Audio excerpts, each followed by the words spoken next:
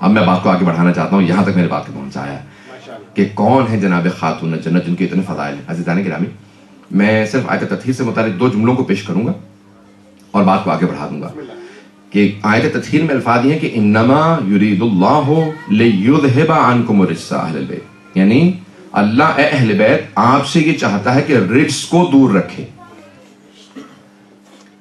انما یرید اللہ لیذھب عنکم الرجس اہل البیت، استاد جوادی عاملی کا یہ جملہ پیش کر رہا ہوں، وہ کہتے ہیں کہ لیذھب عنکم الرجس اہل البیت، اے اہل بیت اللہ یہ چاہتا ہے کہ رجس کو آپ سے دور رکھے۔ یہ نہیں کہا کہ اے اہل بیت اللہ آپ کو رجس سے دور رکھنا چاہتا ہے۔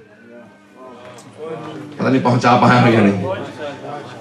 اگر اللہ یہ کہتا ہے نا کہ اے اہل بیت میں آپ کو رجس سے دور رکھوں گا، رجس پہلے جو بھی مختلف اس کو ترجمے کیے گئے ہیں، نجاست، رجس، برائی، گناہ، بدعقیدگی، خدا کو نہ ماننا، بے انتہا قرآن میں آیات ہیں، میں ابھی ترجمے میں نہیں جا رہا۔ اگر اللہ یہ کہتا نا کہ اے اہل بیت میں آپ کو دور رکھوں گا رجس سے، تو مفہوم یہ نکلتا کہ اہل بیت جانے کی کوشش کرتے معاذ اللہ، لیکن اللہ دور رکھتا، لیکن اللہ نے یہ نہیں کہا۔ اگر یہ کہتا نا اللہ کہ اے اہل بیت میں آپ کو، اے اہل بیت آپ کو رجس سے دور رکھوں گا، تو یعنی آتے لیکن اللہ دور رکھتا، لیکن یہ نہیں کہا۔ اللہ نے کہا انما یرید اللہ لیذھب عنکم الرجس اہل البیت، اے اہل بیت اللہ رجس کو آپ سے دور رکھے گا، یعنی رجس آنے کی کوشش کرے گا، میں دور رکھوں گا۔ تو اب اگر کوئی اہل بیت کے پاس نہ آئے سمجھ لے رجس ہے۔ جو اہل بیت کے پاس نہیں آ رہا وہ رجس ہے، تبھی تو اللہ نے کہا نا کہ میں رجس کو دور رکھوں گا۔ تو عزیزان گرامی جسے اللہ نے دور رکھا ہے اسے لانے کی ضرورت نہیں ہے،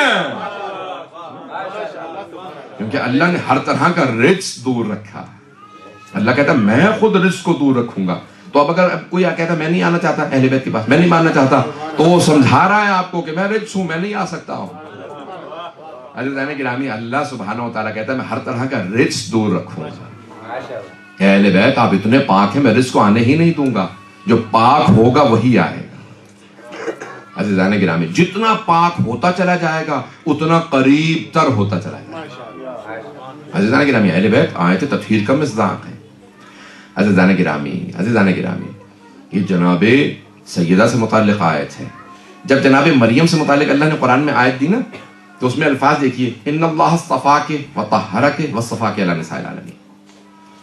لفظ طہرہ کی آیت تطہیر طہارت سے متعلق ہے، جس سے پتہ چلتا ہے کہ پاک رکھا ہے، جناب مریم معصومہ ہے، ان کی عصمت اس آیت سے ثابت ہوتی ہے۔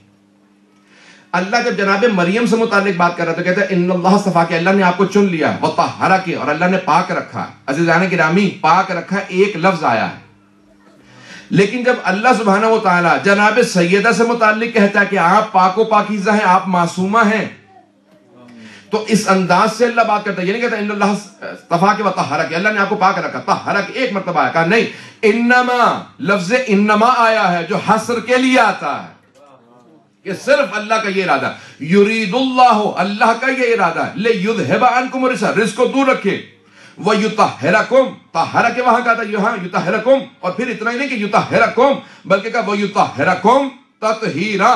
عزیزان گرامی وہاں ایک لفظ استعمال کر کے اللہ نے بتایا یہ مریم ہے، یہاں اتنے الفاظ استعمال کر کے کہا یہ فاطمہ ہے، جناب سیدہ سے متعلق ہے۔ الفاظ کا جیسے اللہ کے پاس ذخیرہ یہاں پہ نچھاور کر رہا ہے جناب سیدہ کہ 5 الفاظ کو استعمال کیا۔